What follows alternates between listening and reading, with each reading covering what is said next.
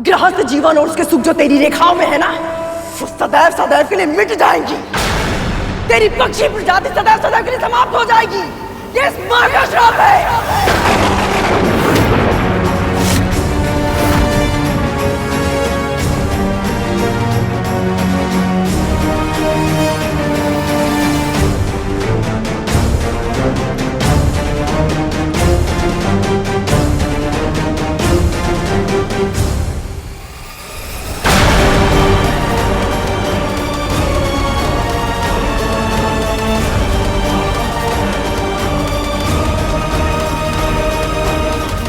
तेरी पक्षी प्रजाति सदैव सदैव के लिए समाप्त हो जाएगी। ये इस मां का श्राप है।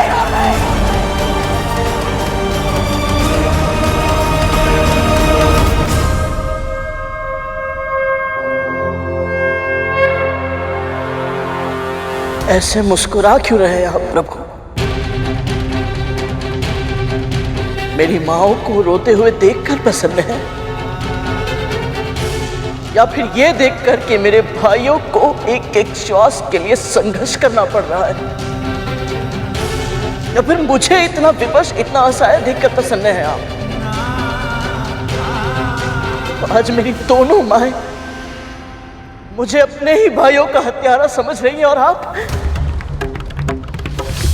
मौन है क्यों प्रभु? आपकी बनाई इस धरती पर, आपके द्वारा संचालित संसार में जो कुछ हो रहा है उसे देखकर शांत कैसे रह सकते हैं आप? मेरी मां सदैव कहती है कि भगवान भक्तों के सुख से सुखी रहते हैं और दुख से दुखी, परंतु आज मेरे परिवार पर दुख का पहाड़ गिर चुका है और आप अब सुख में लीन है। क्यों आपकी तपस्या, आपका ध्यान भंग नहीं हो रहा? क्यों आप हमारी पीड़ा को नहीं समझ रहे प्रभु? क्यों आपको हमारा दुख दिखाई नहीं दे रहा? परंतु आज आपको मेरे सभी प्रश्नों का उत्तर देना ही होगा। आज आप मौन नहीं रह सकते।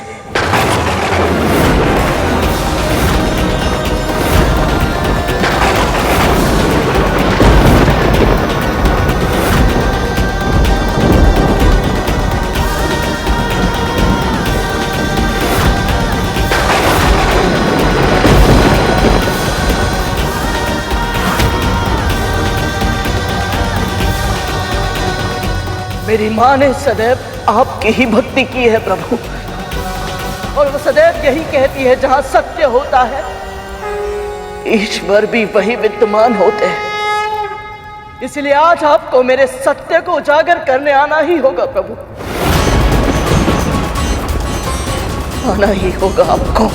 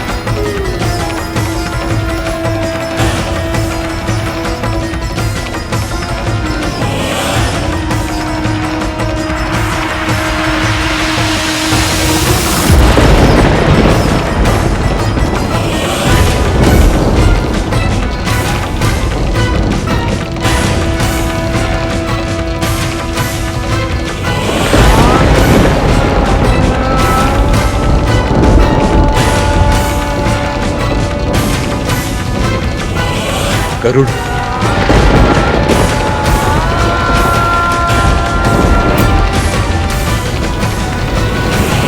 गरुड़,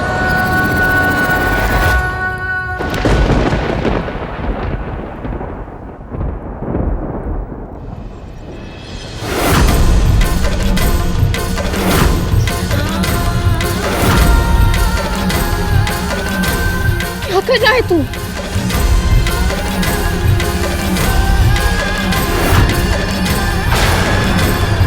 गरुड़, स्वयं को कष्ट देने से क्या होगा? तेरा हाथ जलने से तेरे नाग भाइयों के घाव भर जाएंगे।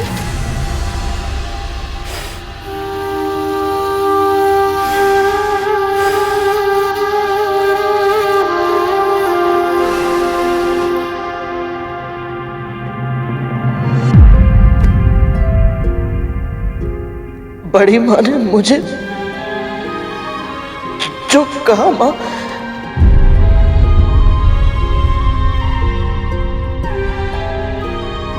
चुप हो जा पुत्र, चुप हो जा।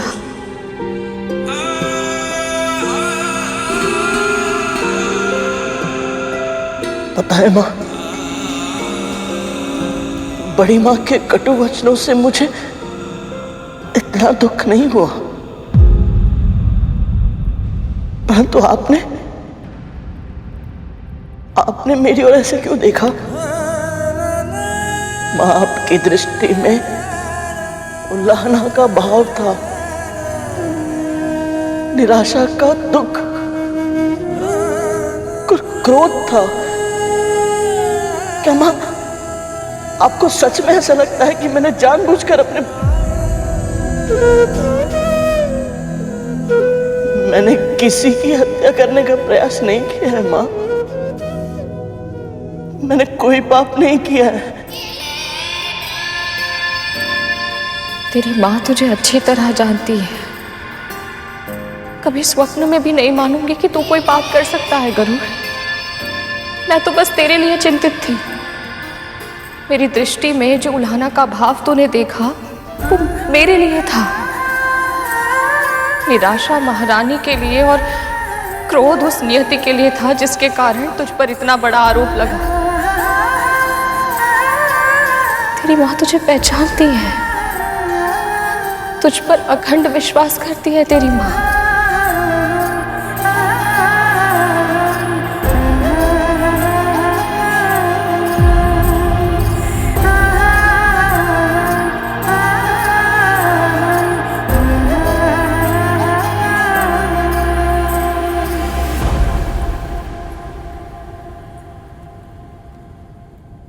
आप ऐसा नहीं कर सकते प्रभु।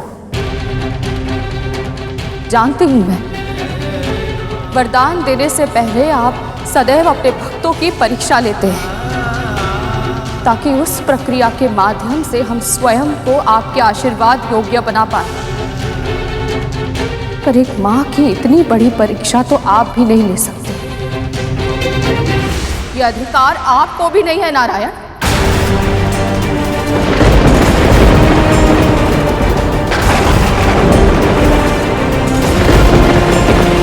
कैसी अनहोनी के संकेत हैं प्रभु? मैं जानती हूं आप समाधि में लीन हैं, पर आज आपको अपने भक्त की पुकार, एक मां की पुकार सुननी ही होगी।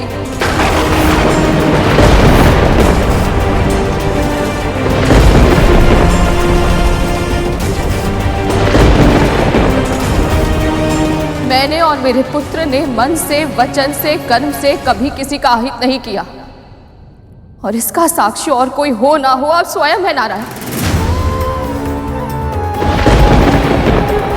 फिर भी आज मेरे पुत्र के मस्तक पर जीव हत्या का कलंक लग रहा है। एक दुखी मां ने क्रोध में आकर उसे ऐसा भयानक श्राप दे दिया जिससे उसका पूरा जीवन प्रभावित हो जाएगा। जीवन जीने का, अपने वंश को बढ़ाने का अधिकार सभी प्राणियों को सहज प्राप्त है प्रभु, पर मेरे पुत्र और उस दुखी मां के पुत्रों का यह अधिकार नियति छीन रही है, और आप समाधि में बैठकर ये सब होते हुए बस देख रहे हैं। नहीं प्रभु, ये अन्याय नहीं होने दे सकते आप। आपको सत्य का साथ देना ही होगा।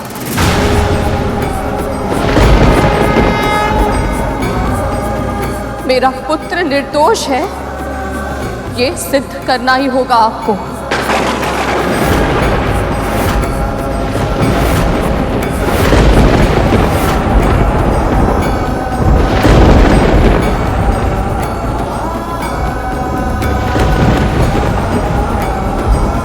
आप ही ने माँ को सबसे अलग बनाया है ना प्रभु।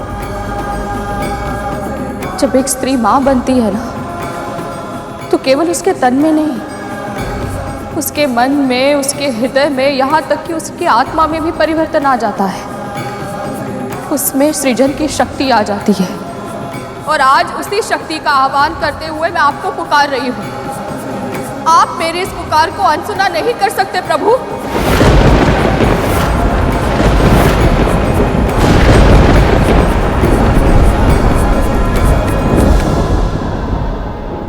जब किसी बालक को चोट लगती है ना, तो उसके मुंह से सबसे पहले जो शब्द निकलता है वो माँ होता है, क्योंकि उसे पूरा विश्वास है यदि उसकी माँ उसके साथ है, वो उसके लिए प्रार्थना करती है, तो कोई संकट उसे छू भी नहीं पाएगा। आज यदि आपने मेरी विनती को अनसुना कर दिया ना प्रभु, तो सभी बालकों का अपनी माँ से विश्वास उठ जाएगा। और यदि ऐसा हुआ तो भक्तों का अपने भगवान के ऊपर विश्वास कैसे बचेगा नारायण? आपकी सृष्टि का आधार ही डगमगा जाएगा। आज एक भक्त को अपनी भक्ति पर शंका हो रही है। यदि आज आपने इस भक्त की पुकार नहीं सुनी, तो समस्त संसार का भक्ति से विश्वास उठ जाएगा प्रभु।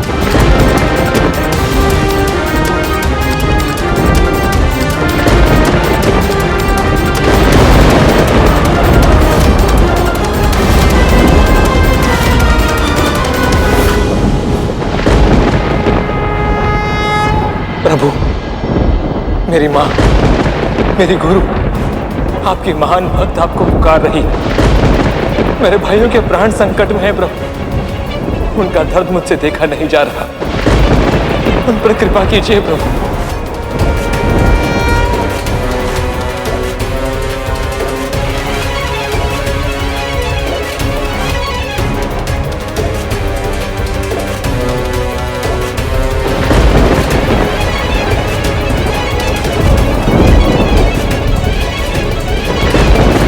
अब तो कृपा कीजिए प्रभु।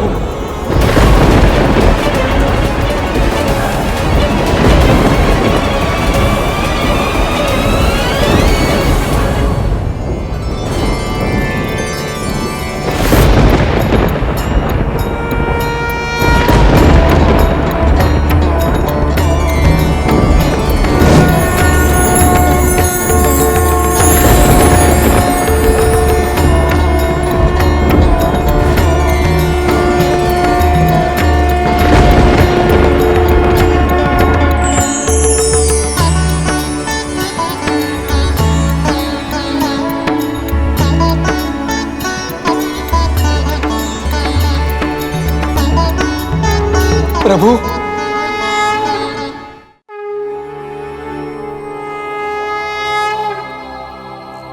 शेषनाग, मैं तुम्हारी श्रद्धा और धैर्य से बहुत प्रसन्न हूं। कहो, क्या वरदान चाहिए? आपके मुख से मेरा नाम सुन के ही मैं धन्य हो गया प्रभु। मैं बस इतना चाहता हूं कि सदैव आपकी सेवा कर पाऊं, आपके निकट रह पाऊं। इससे अधिक और कुछ नहीं चाहता प्रभु। शेषनाग, इस संसार का एक अद्भुत नियम है, जिसे कुछ नहीं चाहिए उसे ही सब कुछ मिलता है। वैसे मेरी तुम्हारे साथ पहचान अधिक समय से नहीं, किंतु जब से लक्ष्मी मुझे छोड़कर गई, तब से तुम मेरे साथ हो। एक भाई की भांति तुमने मेरा ध्यान रखा है। इसलिए जब जब मानव कल्याण के लिए मुझे संसार में अवतरित होना होगा, तब तब किसी न किसी रूप में तुम सदैव मेरे साथ रहोगे। और जब जब मैं वैकुंठ में रहूंगा, तब तुम मेरी शैया बनोगे। अपने भाई की गोद में विश्राम करके मुझे रक्षा और शांति का आभास होगा। और तब मैं सृष्टि का संचालन और भी आसानी से कर पाऊंगा, यदि ये आपको स्वीकार हो तो। प्रभु, जिसकी कल्पना भी न की थी, आपने वो आशीर्वाद दिया है मुझे जो संसार को सुख देते। यदि मैं उन्हें तनिक भी सुख और विश्राम दे पाऊं, तो इससे बड़ा सौभाग्य क्या होगा मेरे लिए।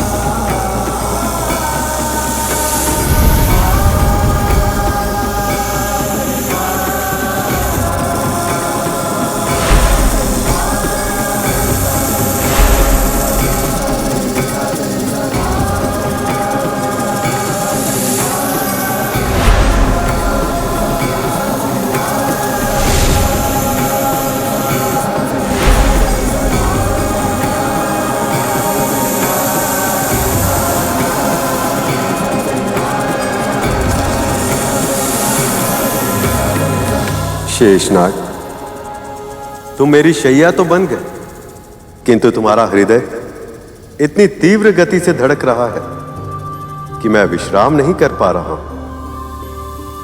बताओ, तुम्हारा हृदय इतना विचलित क्यों है?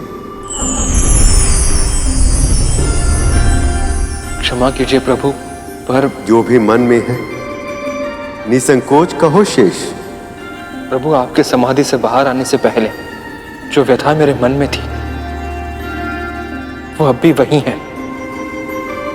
पृथ्वी पर जो कुछ भी हो रहा है, उसी से मेरा मन विचलित है प्रभु। तुम मेरा आसन तो बन गए, किंतु माया के जाल से अब भी जकड़े हुए हो शेष। सारा संसार छोड़ दिया, पर मां तो संसार से ऊपर होती है ना प्रभु।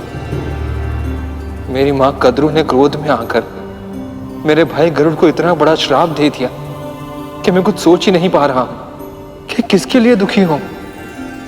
उस मां के लिए जो अपनी आंखों के सामने अपने पुत्रों को प्राण गंवाते हुए देख रही है, या उस भाई और विमाता के लिए जो निर्दोष होते हुए भी इतना अन्याय सहने के लिए विवश है। तुम्हारी पीड़ा उचित है शेष।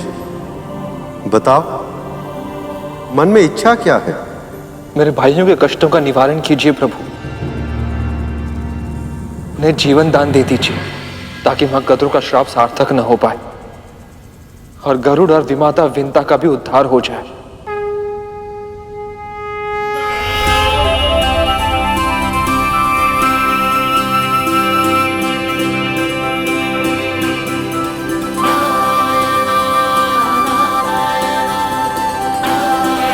आज आपको भक्तों की सहायता करने आना ही होगा प्रभु, अन्यथा मैं कभी आपकी पूजा नहीं करूंगी।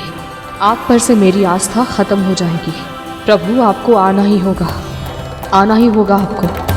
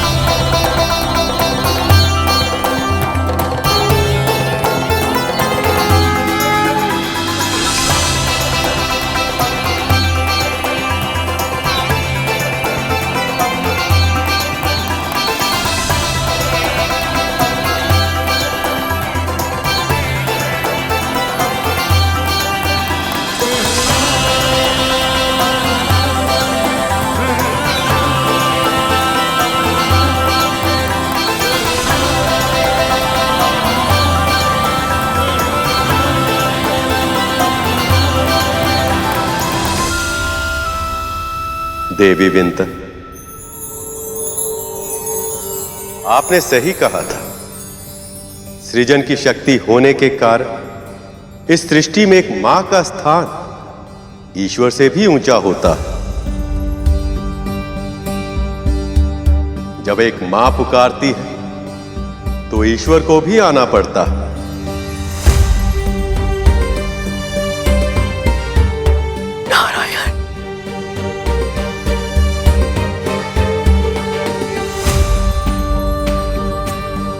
इस व्रत के लिए जिस निष्ठा का प्रदर्शन आपने और देवी कद्रू ने किया है वह सराहनीय है। और आप दोनों ने मुझे भोग देकर अपने इस व्रत को संपूर्ण नहीं किया और इसीलिए अब तक मैं आपको दर्शन नहीं दे पा रहा था।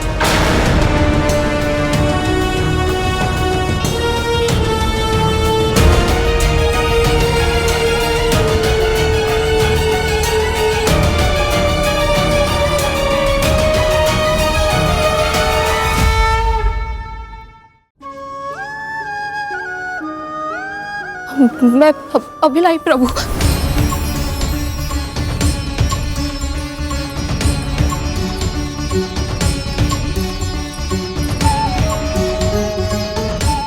लीजिए प्रभु।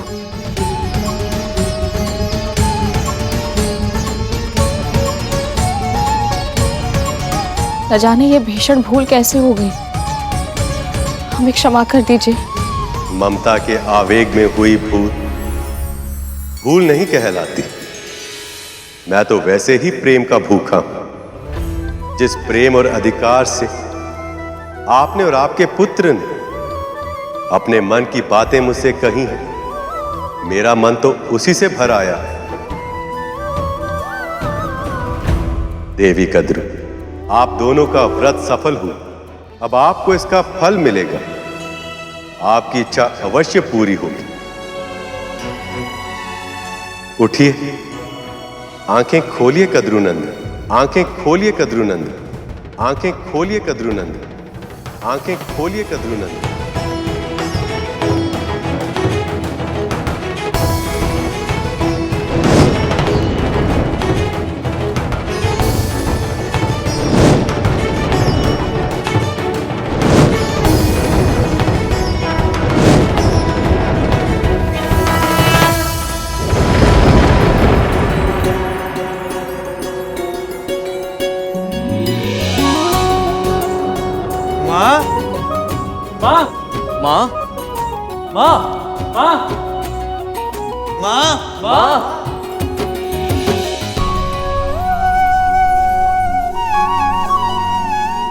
मेरे पुत्र,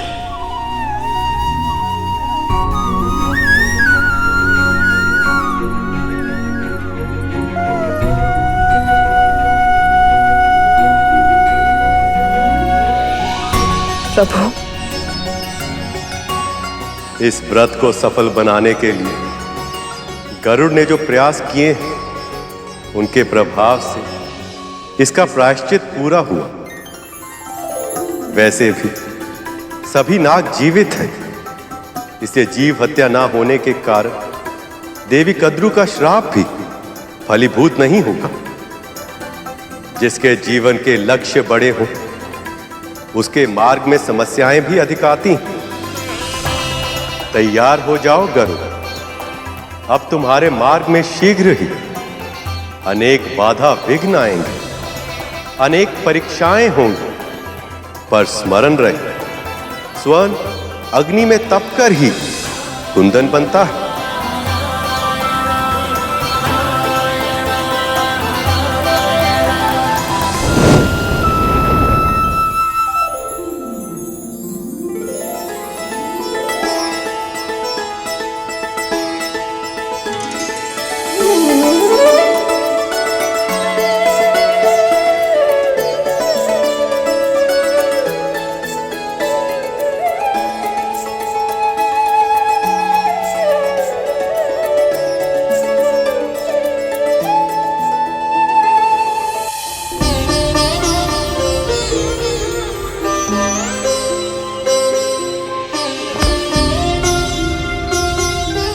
स्वस्थ हो।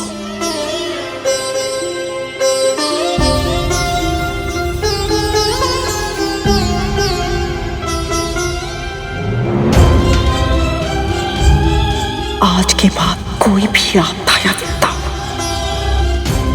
तुम सब तक नहीं पहुंचने दूंगी।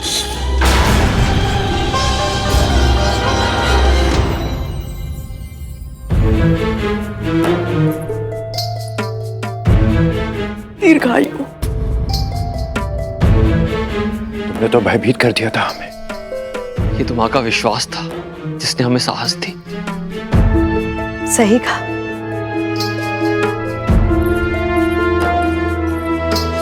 कदरू, जितना कठिन तुम्हारा व्रत था उतनी ही निष्ठा से निभाया तुमने। ये तुम्हारे ही व्रत का फल है जो तुम अपने पुत्र को यम के फंदे से बचा कर ले आए। ये चमत्कार केवल तुम ही कर सकती थी कदरू। यम के फंदे से? दीदी माँ, ये आप क्या कह रही हैं? हाँ माँ, पल भर पहले तो हम गरुड़ के साथ सूर्यलोक जा रहे थे और दूसरे पल हमें भगवान विष्णु का स्वर सुनाई दिया। तुम सब बहुत भाग्यशाली हो जो तुम्हें कदरू जैसी माँ मिली है।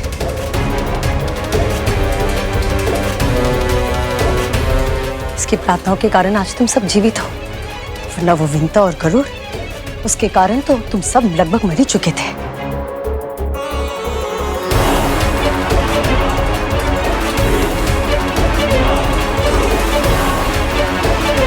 मुझसे छुपाकर तुम सब उस गरुड़ के साथ चले गए थे। सूर्य लोक के स्थान पर मृत्यु लोक पहुंच गए थे तुम सब।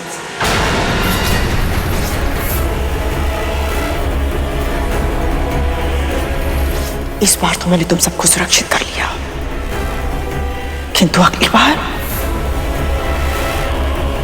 ऐसा कुछ मत करना। अब ऐसा नहीं होगा माँ। हाँ माँ, हम आपकी आज्ञा के बिना कहीं नहीं जाएंगे माँ।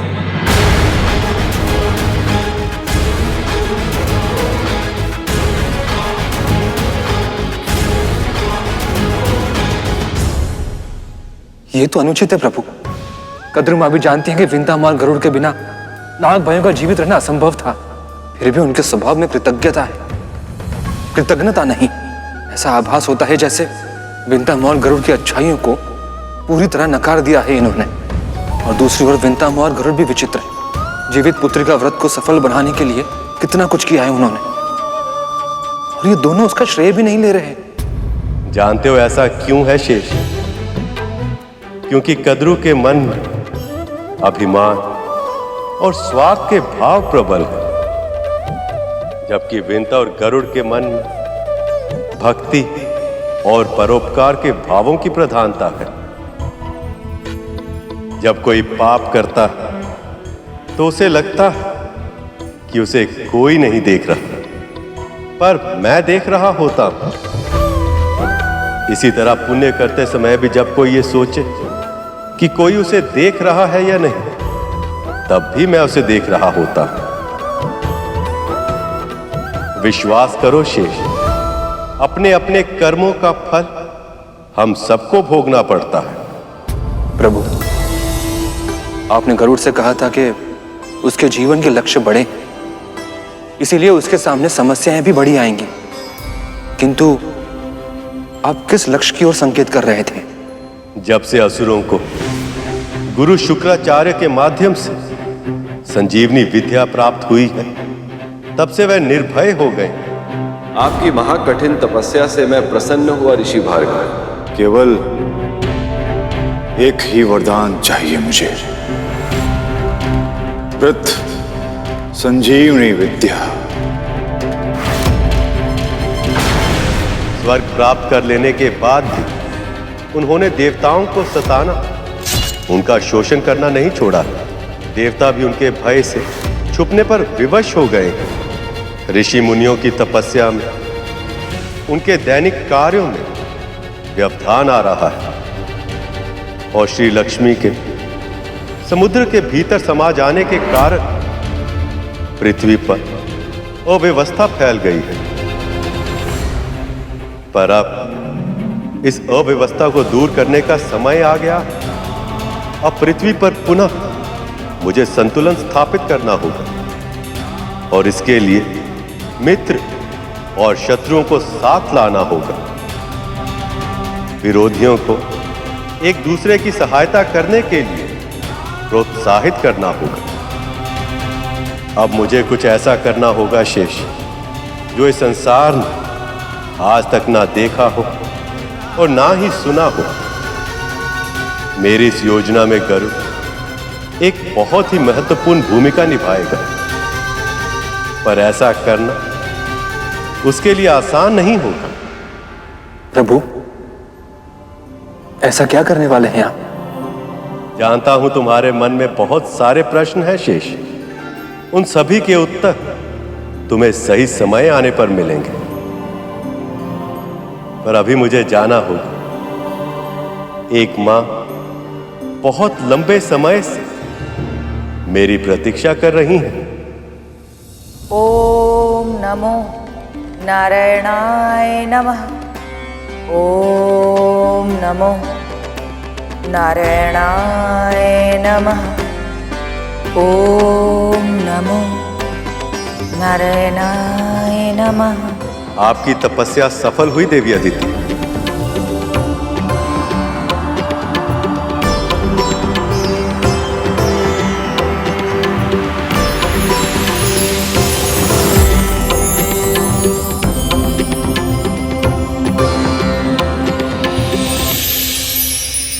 देवी अदिति, देवी अदिति, देवी अदिति, देवी अदिति।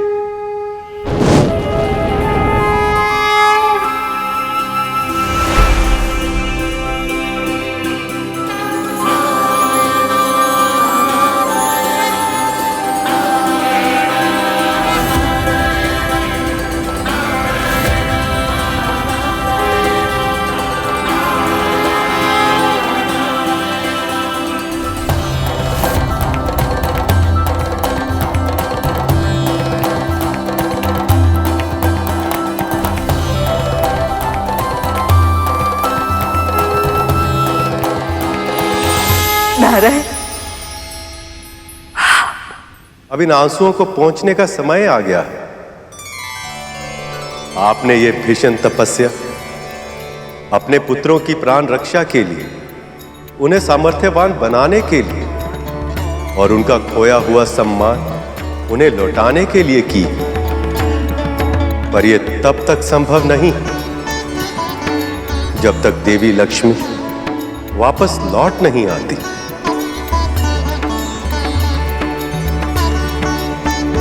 ये अपराध मेरा है प्रभु।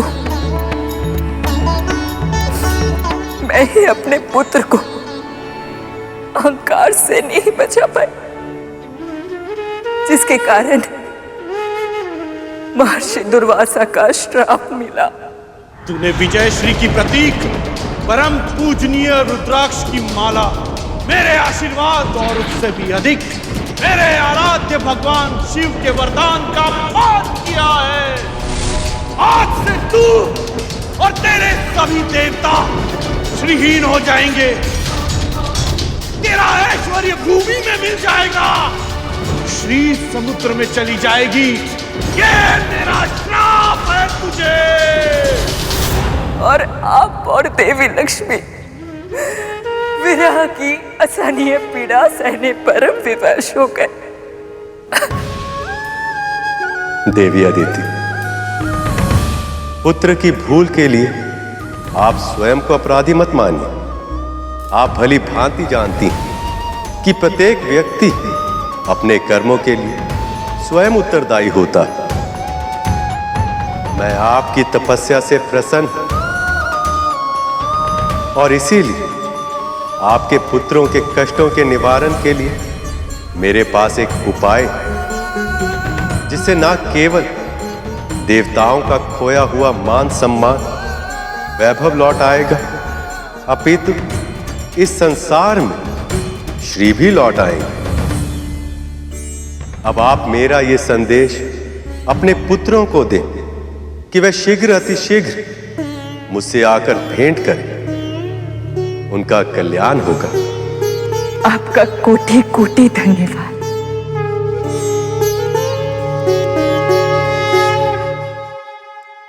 आपके मन में कोई और दुविधा भी है? निसंकोच कहिए देवी।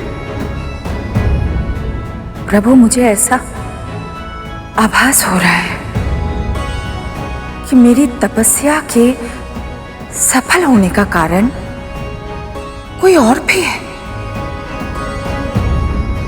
कोई ऐसा जो मेरी रक्षा कर रहा था।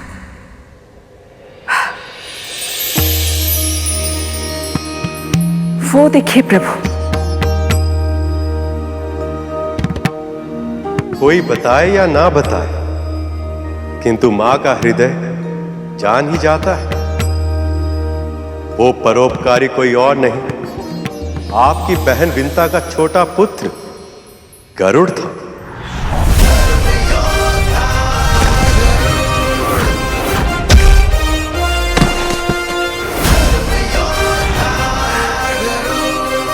गरुड़? उसने अपने हित का विचार किए बिना असुरों के आक्रमण से आपकी रक्षा की।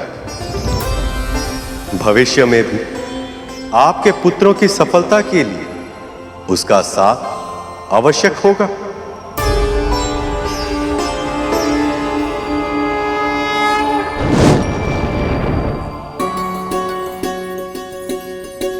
गरुड़ ने मेरे लिए इतना बड़ा परोपकार किया है और भविष्य में भी मेरे पुत्र की सफलता के लिए बड़ी भूमिका निभाएगा।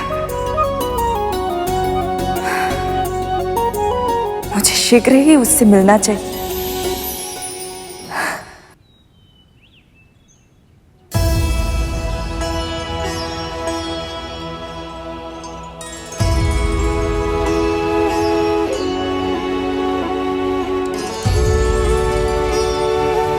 माँ,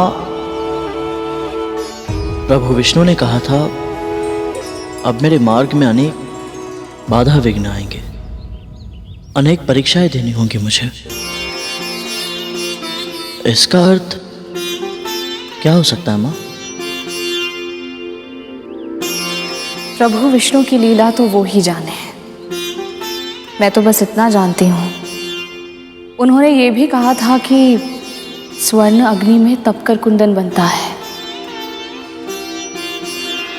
ये तेरे लिए संकेत है गरुड़, तुझे भी कठिनाइयों की अग्नि में तपकर कुंदन बनना है।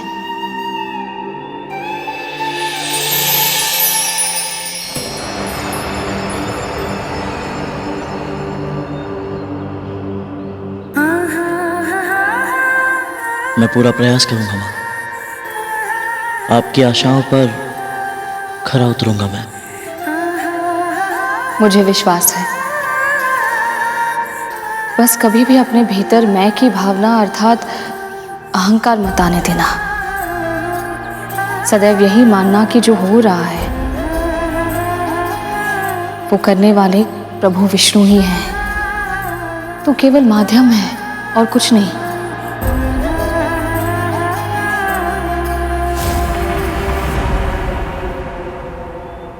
विंता, कहां मर गई तू? तू और तेरा पुत्र, तुम दोनों मेरे पुत्रों का भूखा मारोगे क्या? भोजन की व्यवस्था करो। अब पता चलेगा गरुड़ और विंता को अपना असली स्थान। एक दास चाहे कुछ भी करे, वो दास ही रहता है।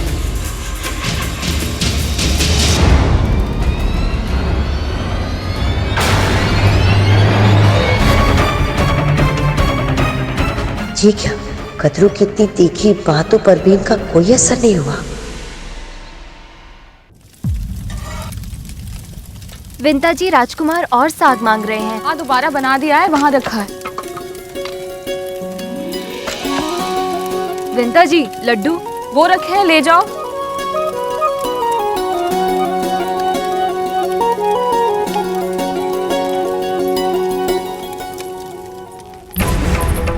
छोटा सा कार्य करने में इतना समय।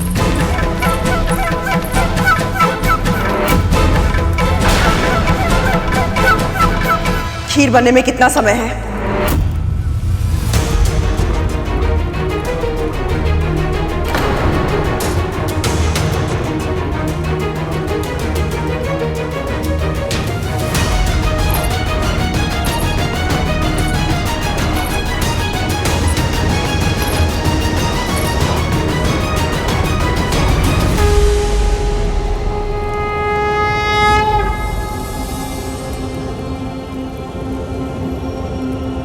बस तुम्हारी खीर की प्रतीक्षा है विंता।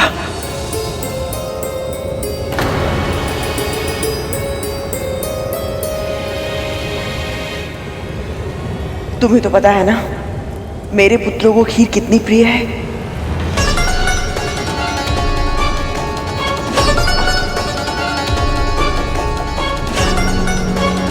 कद्रू का तो स्वर ही बदल गया। ऐसा क्या हो गया पल भर में?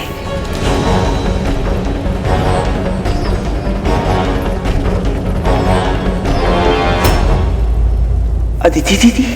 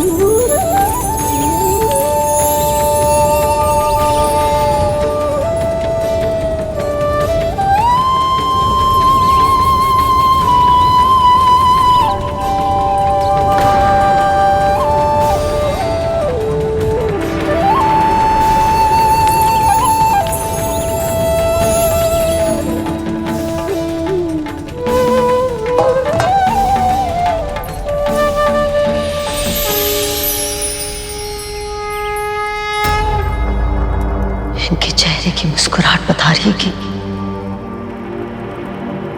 इनकी तपस्या पूरी हो चुकी है। अन्य असुरों के साथ मैंने भी इन पर आक्रमण किया था। यदि गरुड़ ने इन्हें बता दिया कि मैं यहीं पर हूं तो कहीं ऐसा ना हो कि ये मुझे श्राप देकर भस्म कर दे। नहीं, नहीं, ऐसा नहीं हो सकता।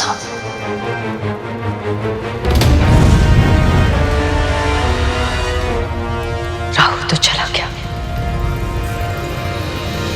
पर मुझे यही रुकना होगा, ये जानने के लिए कि इनके आगे की योजना क्या है।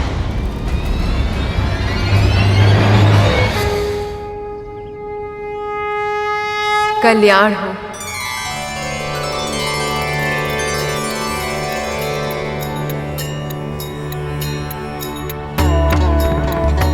आज मैं बहुत प्रसन्न हूँ दीदी। इतने वर्षों बाद आपसे मिल रही हूँ, और वो भी उस दिन जिस दिन मेरे पुत्रों को स्वयं प्रभु विष्णु ने जीवन का वरदान दिया है। आपकी मुस्कुराहट बता रही है आपकी तपस्या सफल हुई। हाँ विंता, पर तुम्हारे पुत्र गरुड़ की सहायता के बिना ये संभव ही नहीं होता।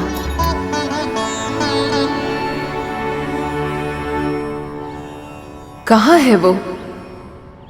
माँ,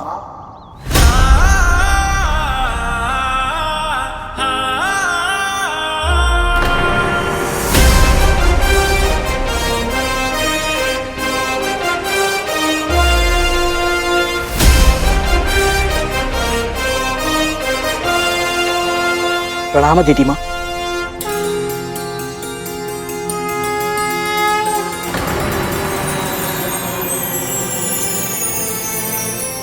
जब मैंने आपको पहली बार देखा था, आप गहन तपस्या में लीन थे। वैसे तो मेरी भेंट आपसे दूसरी बार हो रही है, परंतु मेरा मन पहली बार जैसा उत्साह अनुभव कर रहा है। और सच बताओ दीदी माँ, आपकी तपस्या की अद्भुत सात्विकता मैंने स्वयं अपनी आंखों से देखी है। और आज आपको सामने पाकर मैं सचमुच धन्य हुआ।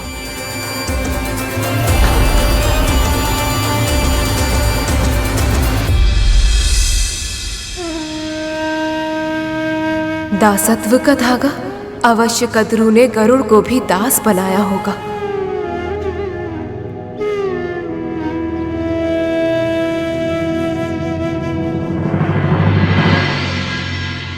मैं तुमसे ही भेंट करने के लिए आई हूं। तुम्हारे परोपकार के लिए तुम्हें धन्यवाद देने।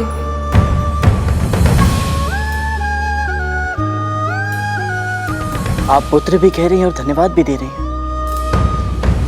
मैंने कुछ नहीं किया दीदी माँ, जो भी हुआ है बस प्रभु विष्णु की इच्छा से ही हुआ है। और सत्य तो ये है कि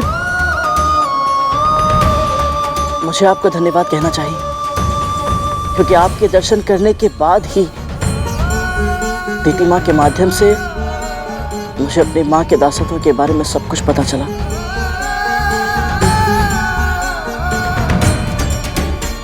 दीदी, आपकी तपस्या सफल हो गई है, तो देवताओं को दानवों पर विजय पाने का कोई ना कोई हल तो अवश्य मिल गया होगा। प्रभु विष्णु ने मुझे आश्वासन दिया है कि एक उपाय है जिससे देवताओं का भला तो होगा ही, और साथ ही साथ संसार में श्री भी वापस लौट पाएंगे। और उस उपाय के बारे में चर्चा करने के लिए देवताओं को शीघ्र ही विष्णु लोक पहुंचने का उन्होंने आदेश दिया है। इसलिए मुझे शीघ्र ही अपने पुत्रों के पास उनका ये संदेश पहुंचाना होगा।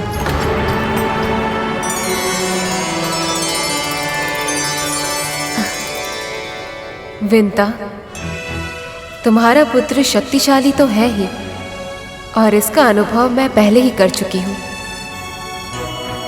परंतु मैंने ये सुना है कि ये बहुत दूर की यात्रा बहुत कम समय में कर सकता है।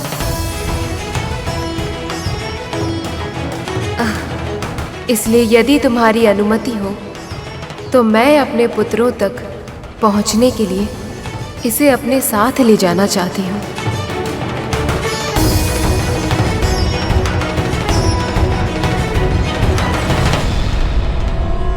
अपने पुत्रों के पास जाने के लिए इन्हें गरुड़ की क्या आवश्यकता?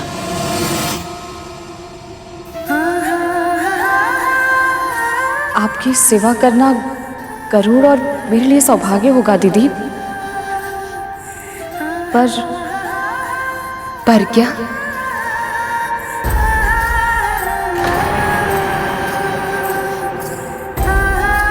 परंतु अपनी माँ की अनुमति से भी अधिक मुझे महारानी की अनुमति की आवश्यकता है। मैं इनका दास जो हूं,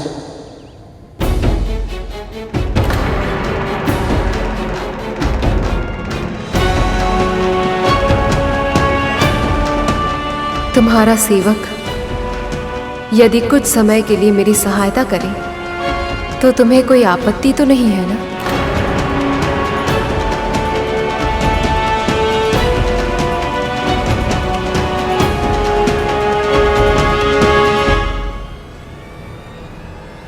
नहीं नहीं दीदी, मुझे भला कोई आपत्ति क्यों होगी?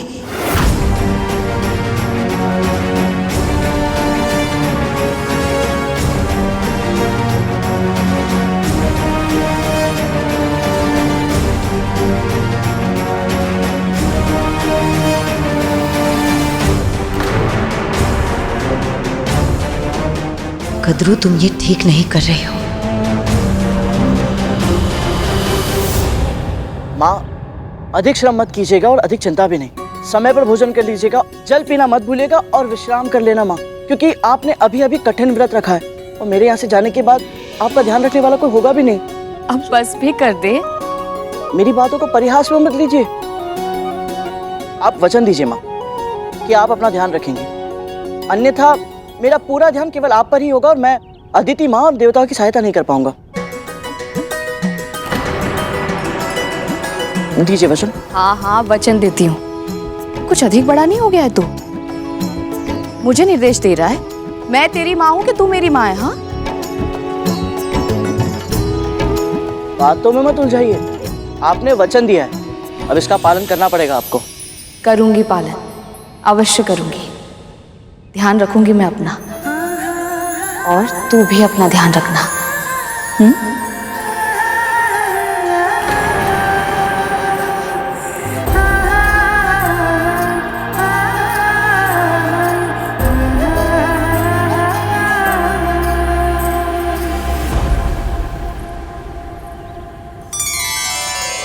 मैंने तुम्हारी जैसी कल्पना की थी तुम वैसे ही हो।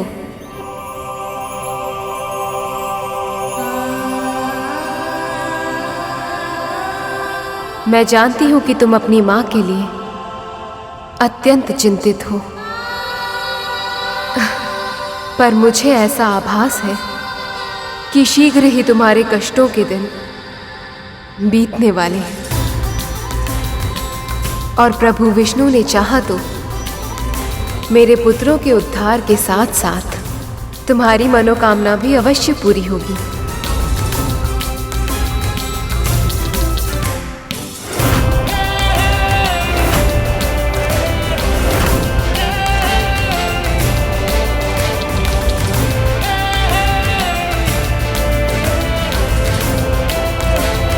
आज्ञा दीजिए मां।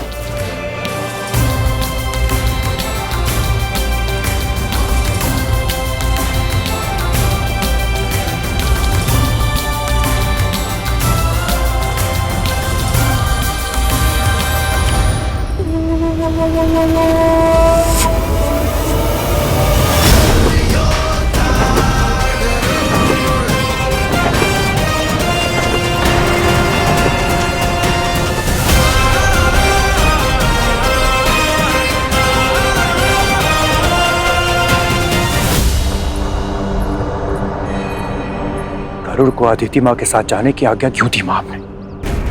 हाँ माँ, अभी तो हमने इसे हमारे भाइयों के साथ हुई दुर्घटना के लिए दंडित भी नहीं किया था, तो फिर? तुम्हें क्या लगता है? मुझे अच्छा लगता है कि वो मेरी बहुत से दूर जाए, किंतु क्या करती मैं? अदिति दीदी का व्यक्तित्व ही कुछ ऐसा है कि मैं चाहकर भी मना नहीं कर पाई उन्हें।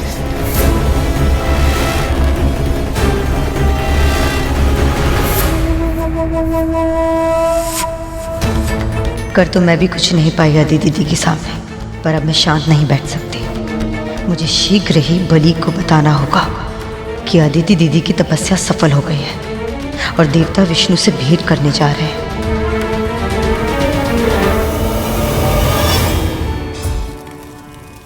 दिन पर दिन मैं निराश होता जा रहा हूं। कब तक हम इस प्रकार छुप छुप के अपना जीवन जीते रहेंगे?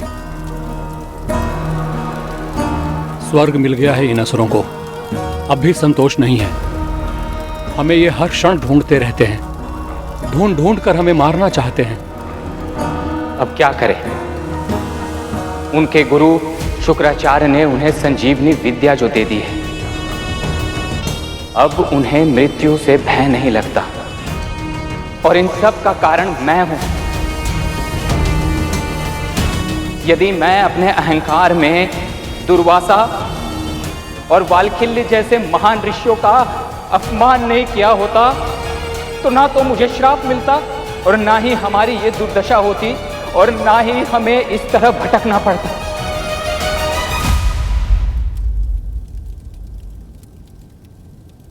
और अब छिपने की व्यवस्था के कारण हम इस संसार से इस तरह कट चुके हैं कि अधिकतर समय तो पता ही नहीं चलता कि आखिर बाहर संसार में हो क्या रहा है।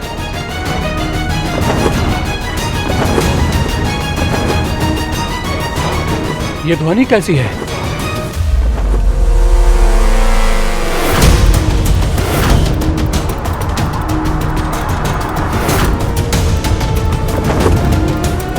इतनी तीव्र गति किसकी हो सकती है?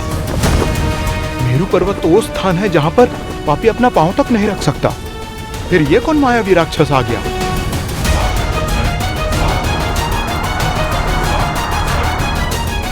बलि ने स्वर्ग पर अधिकार कर लिया है और अब तो नारायण ही जाने कि ये किन किन शक्तियों को इकट्ठा कर चुका है और किस किस को अपना सहयोगी बना चुका है।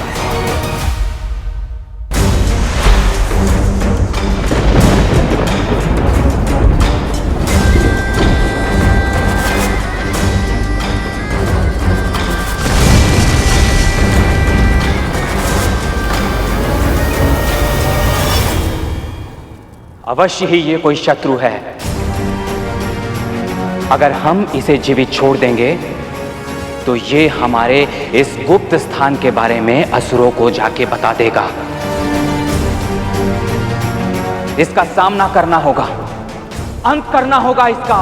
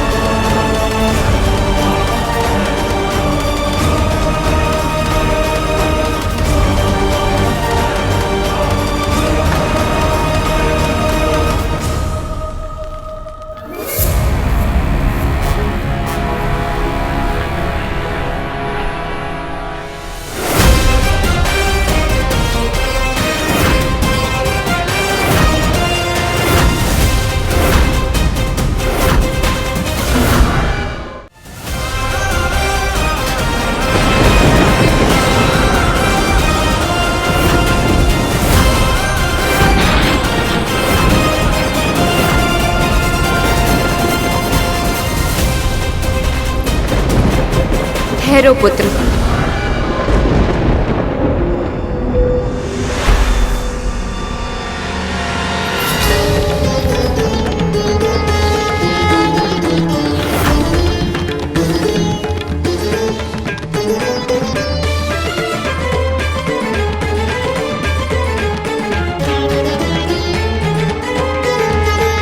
प्रसन्न भव, विजयी भव।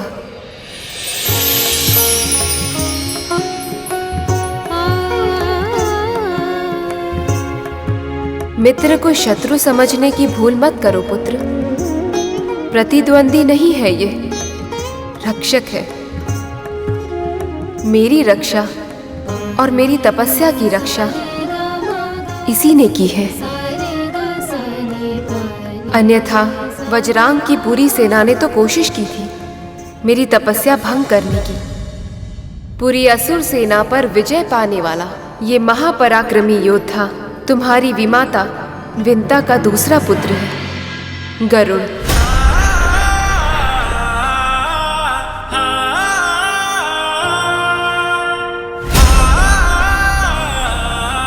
हम भगवान विष्णु से प्रार्थना करते हैं कि ऋषि कश्यप को अगली संतान के रूप में ऐसा पुत्र देना जो इंद्र से सहस्त्र गुना अधिक शक्तिशाली और बुद्धिमान हो, जो प्रत्येक अहंकारी के अहंकार का नाश करे।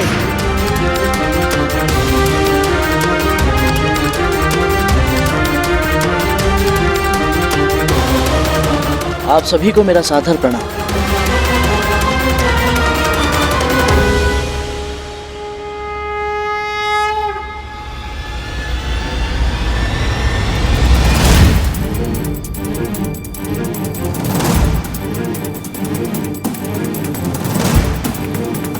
ऐसा क्यों लग रहा है जैसे देवताओं के राजा इंद्र मुझे देखकर प्रसन्न नहीं है? आकाश का इंद्र कहलाएगा वो, आकाश का इंद्र कहलाएगा वो। गरुड़, भीतर चलो, मुझे तुम्हारे साथ एक आवश्यक चर्चा करनी है। जी अतिथि माँ।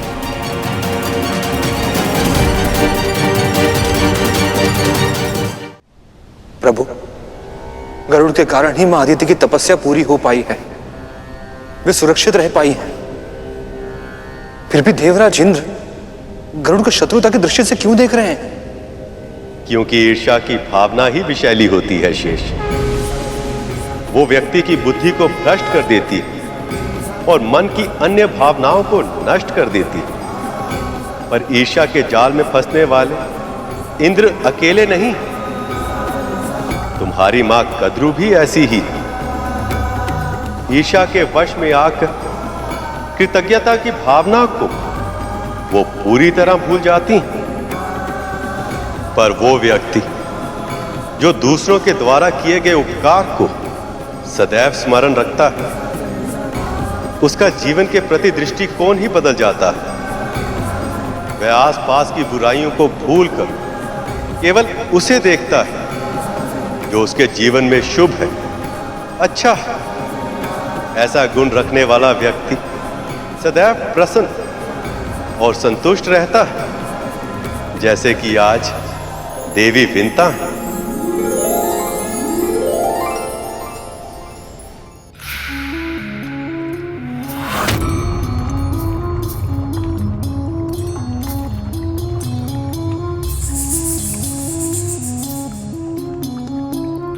उपटन में महुआ मिला है क्या?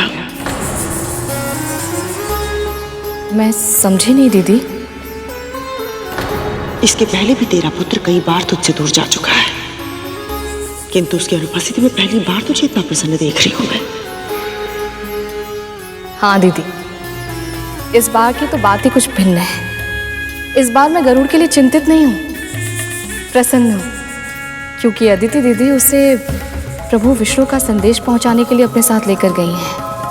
और आप तो जानती हैं ना, कार्य कितना भी साधारण क्यों ना हो, यदि उसमें प्रभु विष्णु का नाम जुड़ा हो तो वो अपने आप ही महत्वपूर्ण बन जाता है। और यदि अदिति दीदी जैसी सात्विक प्रकृति की स्वामिनी किसी को अपनी सेवा का अवसर दे तो इसके पीछे कोई अच्छी भावना ही छुपी होगी। क्या पता वो मेरे पुत्र को आशीर्वाद देना चाहती हूँ। अभी भी आशीर्वाद की कमी है तेरे पुत्र को? आज तक जो मिले वो पर्याप्त नहीं है क्या? मेरा वो अर्थ नहीं। जा यहाँ से। वन से लकड़ी लेकर आओ, महाभोग की तैयारी करो। मेरे पुत्र दुर्बल हो चुके हैं, उन्हें अपनी शक्ति फिर से प्राप्त करने के लिए अच्छे भोजन की आवश्यकता है। जा यहाँ से। जी।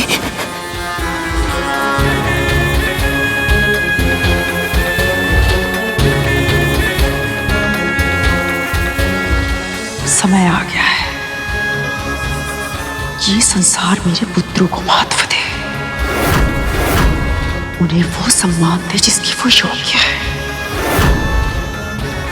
और अब इस कार्य को संभव बनाने के लिए मैं कुछ भी करूंगी।